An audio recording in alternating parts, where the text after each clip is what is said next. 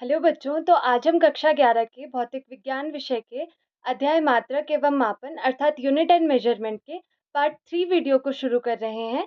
तो आज हम इस वीडियो में सार्थक अंकों से संबंधित प्रश्नों और सार्थक अंकों से संबंधित अंकीय संक्रियाओं के नियमों को समझेंगे। पिछली वीडियो में मैंने आपको सार्थक अंक क्या होते हैं और उस सार्थक अंकों से रिलेटेड कुछ नियम बताए थे। तो आज हम सबसे पहले उनसे रिलेटेड कुछ प्रश्न करने वाले हैं। तो हर एक प्रश्न जब भी आपके सामने आएगा, आप सबसे पहले वीडियो को पॉज़ करके उसका आंसर खुद से सोचेंगे कि क्या उसका आंसर है, और फिर उसके बाद आप मेरे साथ उसको चेक करेंगे कि क्या उसका आंसर था। निम्न मापों में सार्थक अंक आपको बताने हैं। सबसे पहला है 125.8 मीटर। तो आपको मात्रक को ध्यान में नहीं रखना, आपको सिर्फ ये बताना है कि उसमें कितने सार्थक अंक हैं। देखिए यहाँ पर 1258, अगर मैं दशमलव को थोड़ा ध्यान में ना रखूँ तो चारों के चारों अशून्य अंक हैं। अशून्य यानी कि जो शून्य नहीं है। तो किसी भी माप में अगर सारे के सारे जो अशून्य अंक होते हैं वो सार्थक अंक होते हैं। तो यहाँ पे 1, 2, 5 और 8 चारों के चारों क्या हो जाएंगे हमारे पास? सार्थक अंक यानी सिग्निफिकेंट नंबर हो जाएंगे। तो यहाँ पर 4 सार्थक अंक हमारे पास हो जाएंगे। फिर नेक्स्ट वाले में यहाँ पर हो सकता है थोड़ी कन्फ्यूजन हो, क्योंकि यहाँ पे पॉइंट के इधर बाईं तरफ और दाईं तरफ 0 है, लेकिन ये जो तीनों 0 हैं, अगर आप दशमलव को थोड़ा छुपा लें तो ये 1 और 5 के बीच में है। और 1 और 5 क्या है आपके पास? अशून्य संख्या। तो 2 अशून्य अंकों के बीच, अंक हैं, अशून्य अंक हैं, तो 2 अशून्य अंकों के बीच जितने भी शून्य होते हैं वो भी सार्थक अंक होते हैं। तो यहाँ पर 1 और 5 दोनों के दोनों सार्थक अंक होंगे। 1 और 5, और जो बीच के 3 0 हैं वो भी सार्थक अंक होंगे, यानी कुल कितने हो जाएँगे? 5 हो जाएँगे हमारे पास यहाँ पे। अब 1200 मीटर को देखिए। देखिए जैसे इस सेकंड वाले में हमारे पास पॉइंट था, दशमलव था, इसमें दशमलव नहीं है। दशमलव के बाद अगर जैसे ये संख्या 5 है, इसके बाद अगर 0 होते, तो वो भी सार्थक अंक होते। लेकिन यहाँ पर कोई दशमलव नहीं है 1200 में, तो यहाँ पर जो दाईं ओर के शून्य हैं वो सार्थक अंक नहीं होंगे। तो यहाँ पे केवल 1 और 2, क्योंकि वो अशून्य संख्याएँ हैं इसलिए वे सार्थक अंक होंगे। तो यहाँ पर हमारे पास केवल सार्थक अंक कितने होंगे? केवल 2 होंगे। अब इस वाले 4th में देखिए, इसमें 10 की घात 5 एक परिमाण की कोटि को बता रहा है। तो ये तो सार्थक अंक होगा नहीं, क्योंकि ये तो परिमाण की कोटि के लिए यूज़ होता है।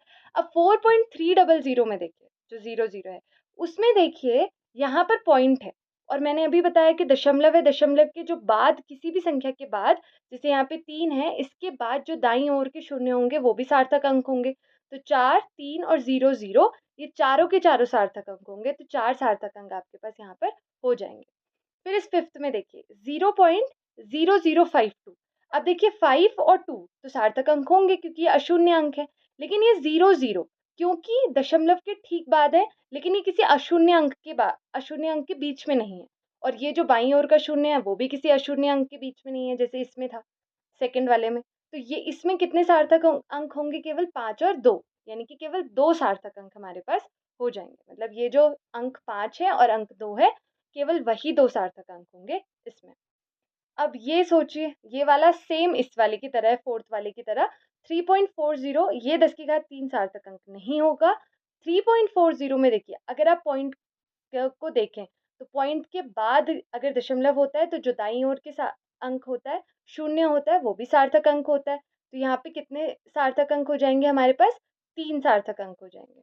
फिर इसमें देखिए 10 की घात 4 फिर से परिमाण की कोटि के लिए होता है। तो यहाँ पर 0.0010 में ये 1 तो सार्थक अंक होगा, क्योंकि ये अशून्य है। लेकिन 1 के बाद जो 0 है वो भी सार्थक अंक होगा, क्योंकि इसमें हमारे पास दशमलव है। लेकिन ये जो पहले के 00 है या बाईं ओर का है वो सार्थक अंक नहीं होगा। तो यहाँ पे केवल 2 सार्थक अंक होंगे, ये 1 और इसके दाईं ओर का वो 0। केवल यही सार्थक अंक होंगे। इसमें देखिए तो बहुत आसान है, ये ठीक सबसे इस वाले की तरह, सेकंड वाले की तरह।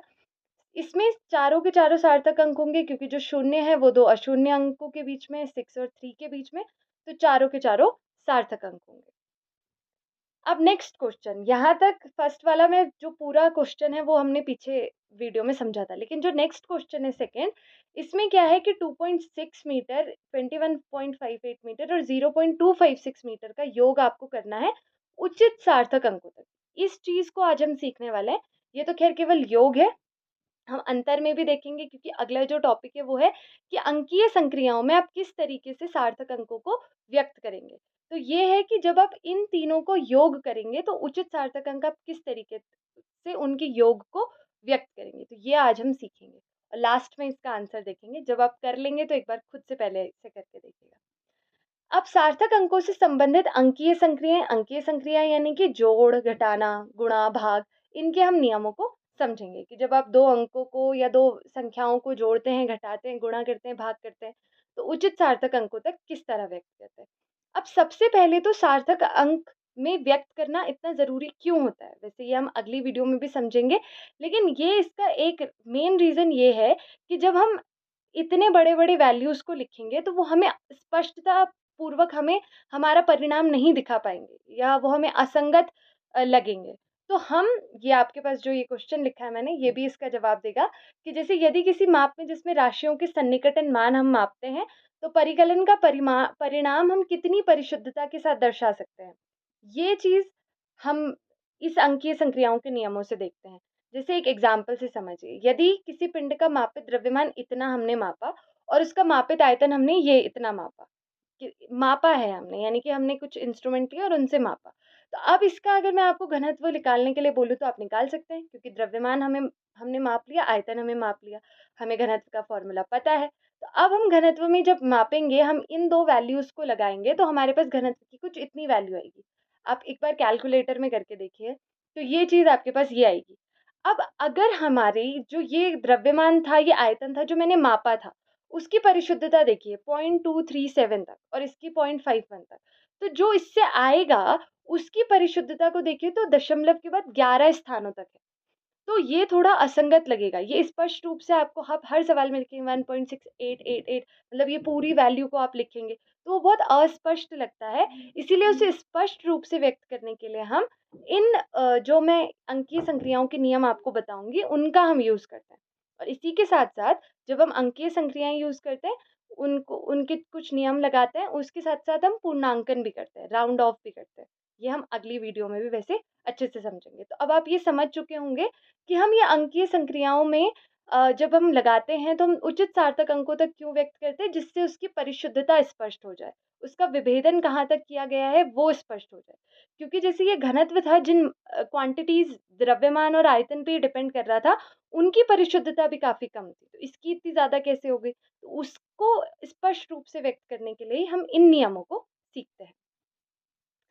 तो सबसे पहला जो नियम हम सीखेंगे वो गुणा या भाग से सीखेंगे, उसके बाद जोड़ या घटाने से सीखेंगे।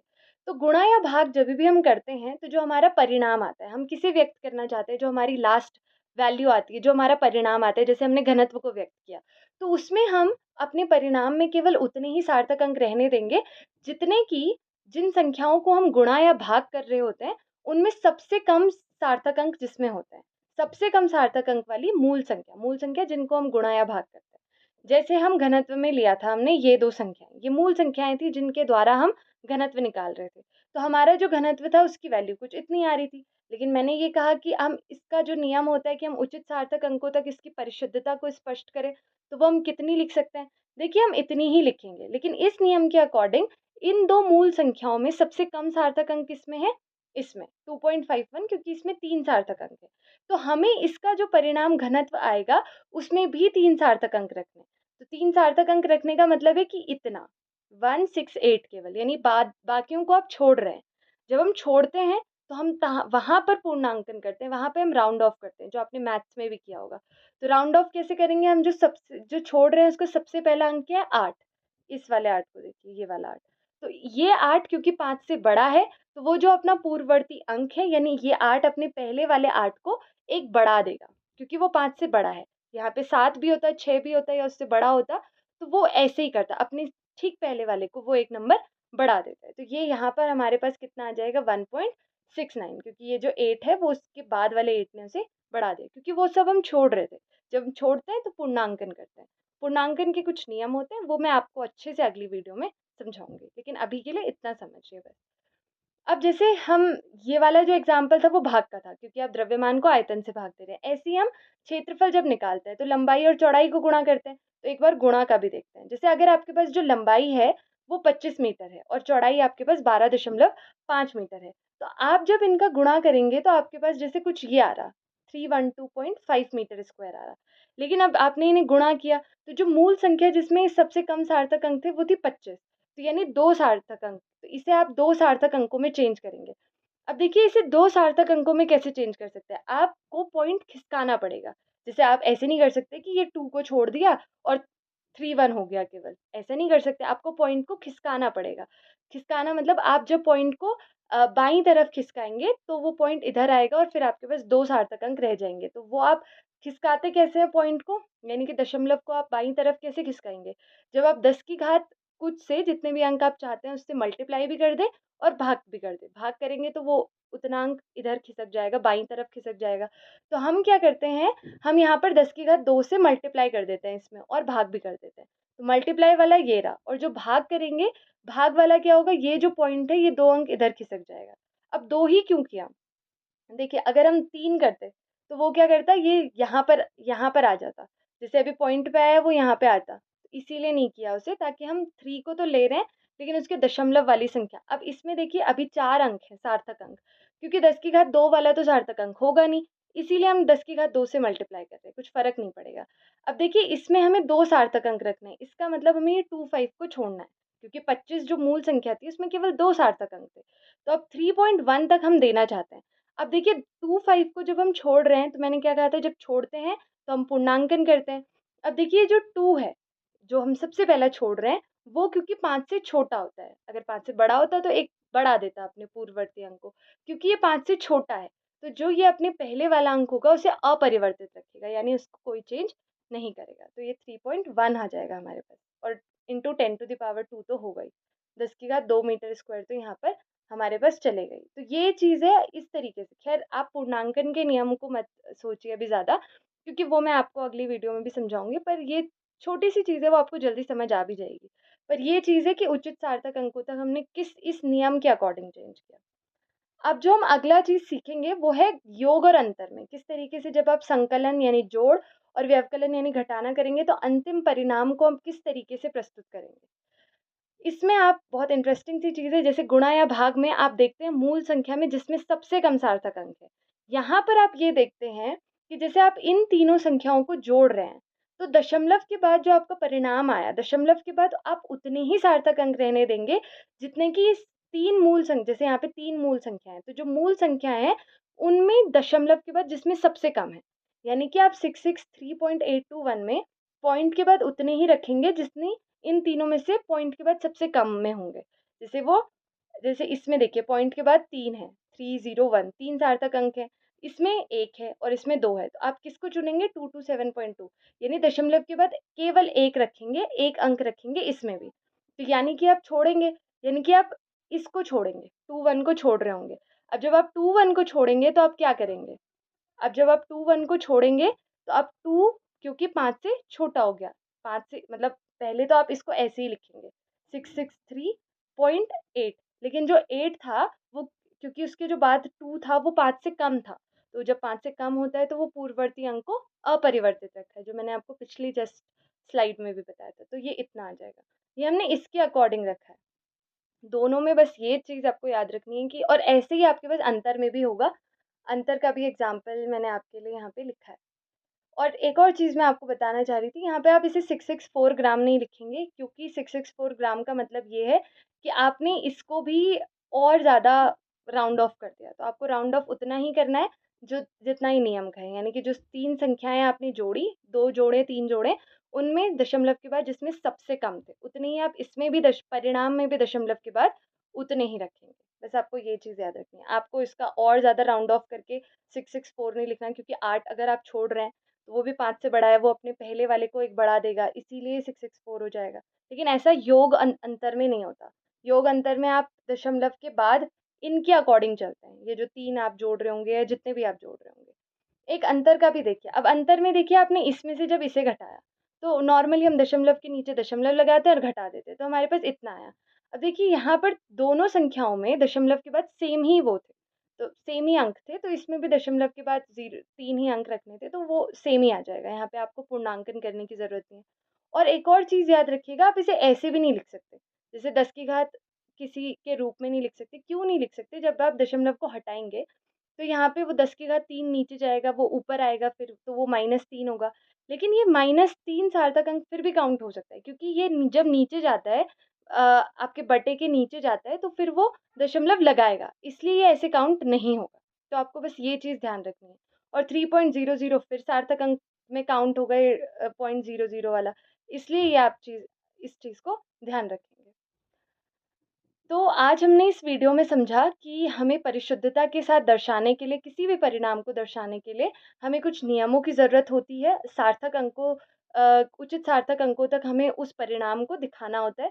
तो हमने वो नियम समझे। हमने सबसे पहले गुणा या भाग करने का नियम समझा कि हमें केवल उतने ही सार्थक अंक रहने देने चाहिए जितने कि कम जो मूल संख्या है उसमें कम से कम जिसमें सार्थक अंक हो, जो 3 हो या 2 मूल संख्याएँ हों उसमें हो।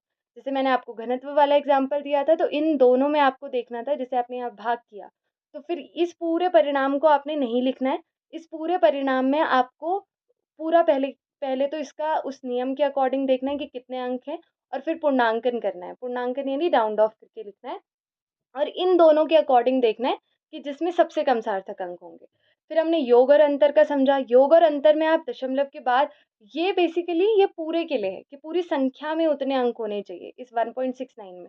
लेकिन इसमें ये है कि दशमलव के बाद आप कितना रखें। जैसे आप अ, जोड़ेंगे, जैसे मैंने यहाँ पे ये लिख दिया, ये जो सबसे पहली वाली स्लाइड में मैंने आपसे पूछा था कि इसको आप कैसे करेंगे? तो जैसे इन तीनों को जोड़ा, दशमलव के नीचे दशमलव लिखा, तो ये आया जोड़ के। तो आप जब इसे जोड़ेंगे तो आप दशमलव के बाद इसमें उतने ही अंक रखने देंगे। ये फ़ोकस करता है इस चीज़ पे कि दशमलव के बाद कितने अंक रखें।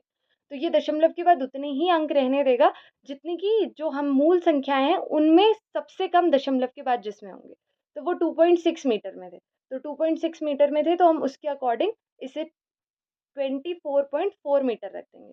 और यहाँ पर याद रखिएगा राउंड ऑफ नहीं करेंगे। जैसे आपने इतना छोड़ दिया होगा 36 को, तो ऐसा नहीं कि 36 को छोड़ दिया तो फिर उसका राउंड ऑफ करें। योग और अंतर में इस तरीके का राउंड ऑफ या पूर्णांकन नहीं करेंगे। जैसे गुणा या भाग में 2 चीज़ें हैं, पहले आपको नियम देखना है, फिर पूर्णांकन करना है। यहाँ पे पूर्णांकन नहीं करना है, यहाँ पे सीधे छोड़ देना है और फिर उसके बाद आगे बढ़ना है। तो छोड़ना है फिर आगे बढ़ना है।